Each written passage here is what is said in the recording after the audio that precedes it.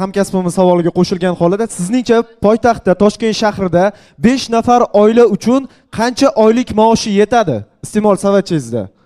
5 nafar farzandi bo'lgan va bitta oylik maoshi bilan yashayotgan bo'lsa 2,5 million oylik olsa bemalol uydagi 5 nafar farzandi bilan hisoblaganda buni iqtisodchilar hisoblab chiqqan.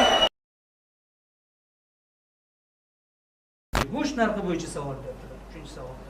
Nima deb o'ylaysizlar o'zi go'sht? Nimaga narxi oshib ketyapti? Nima deb o'ylaysiz? Oziqa zaxirasi. Bu birinchidan, ikkinchidan ko'p go'sht yeyapmiz.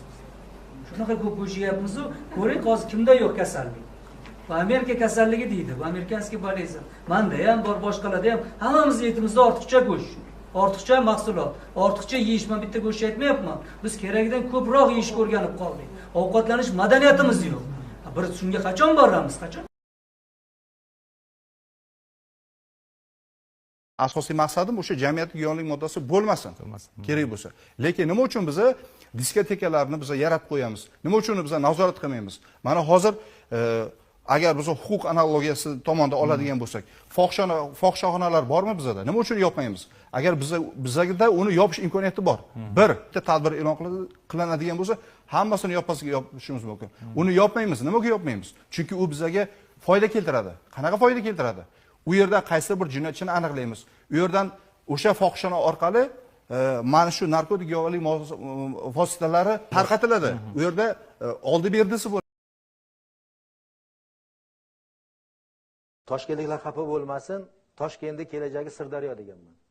Sababi bilasizlarmi, aytganingizdek o'sha eng qulay yo'lga joylashganmizda. Toshkent baribir shahar kengayadi. Ertaga u yerdan zavod, fabrika, mana bu katta bir ekologik tomondan ham Toshkent shahridan baribir ko'chirishga to'g'ri keladi. Qayerga keladi shunda? Albatta mana shu uzoqroq hududga keladi. O'ylaymanki, shu nazarda tutaman. Ikkinchisi, mayli uni boshqacha talqin qildim. Men hech qachon qo'rqmayman, gapiraveraman. Sababi hamma biladi. Mana men o'shanda aytgan edim. Mana hamma joydan kelgan odamlar, xalq, el deb javob berganimda, demak men aytdimda, oson emasmi boshqarish? Esingizdami? Hamma yerdan yig'ilgan odamlar terma komanda deb aytgan edi. Men o'shanda javob berishga to'g'ri kelgan. Har doim men o'zimning gapimga javob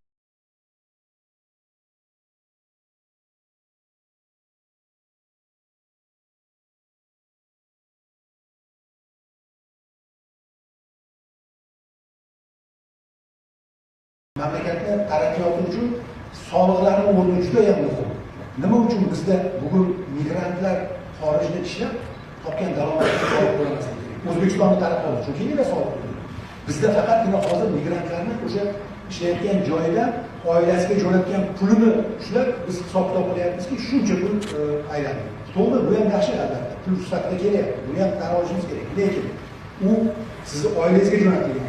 Undan soliq to'lanayotgani yo'q. Uni mamlakatda taraqqiyot uchun ishlatilmayapti. O'shaning uchun men taklif qilgan bo'lardim. Kelinglar endi yana ham vatanparvarroq bo'laylik. Migrantlar ham o'zini soliqini mamlakat taraqqiyotiga to'lasin. Kaltak paypoq. Bu Yevropada kalta paypoq kiyganlar, bularni giylarni ramzi bo'lgan. Shunga qarab belgilab olgan. Keyin bizda ko'plar bilmaydi, bolalarning sochiga mana buni ham qo'yadi. Bu Yevropada bular bir-birini giylar shu orqali haligi farqlab olgan. Ha, simbol, ramzi. Ko'r-ko'rona taqlid. Ko'r-ko'rona, o nima qilyapsan? Baraka topqo'y. Selfini ham aytib o'tirmayman. Selfini. Biz hozir bitta joyda bir namuna tarzda maktab tashkil qildik. Shu yerda bitta misolni aytaman, qizlarimizga bir kunda, bir haftada bir kun hayotga o'rgatish kuni bo'ladi-da. Ular ayollar borligidan foydalanib aytmoqdan. Shu yerda 5 soat dars o'tiladi bir kunda. Bir kun 5 soat non pishirish o'rgatiladi.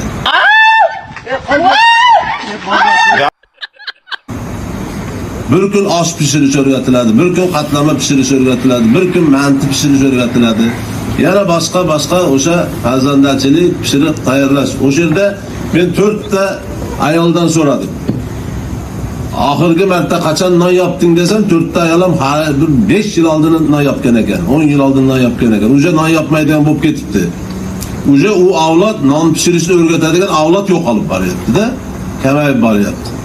Dalada hamma g'o'zapoya qolib ketdi-ku bu yil. Hamma non sotib olish ketdi-da, non pishiradigan odam kamayganidan g'o'zapoya ham qolib ketdi dalada. Mana ikkitadan, mana bu bittasi. Gapirdi bo'lding. Nechta gapiraman? Понимаете?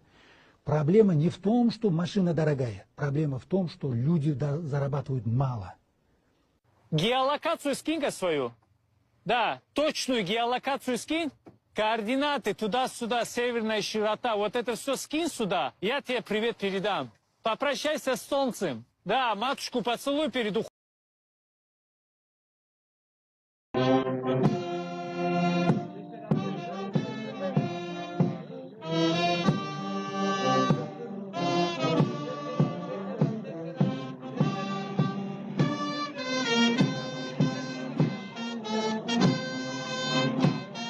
Sağlam.